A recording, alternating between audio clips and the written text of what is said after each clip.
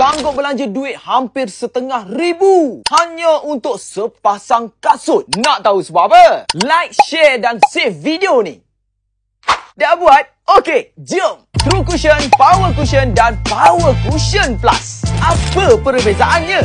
Okey, True Cushion. Teknologi True Cushion ini ialah paling basic dari brand Yonex. Fokus kepada comfort dan shock absorption.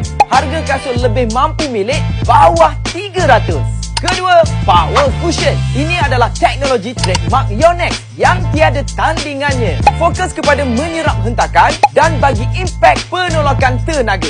Lompat, turun, kurang rasa hentak dan lebih responsif. Harga lebih kurang RM300 ke atas.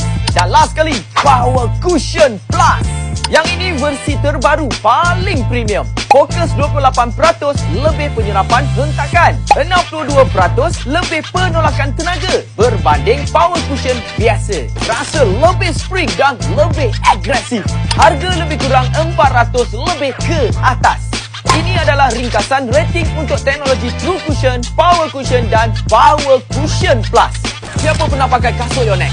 Share sikit pengalaman korang dekat ruangan komen.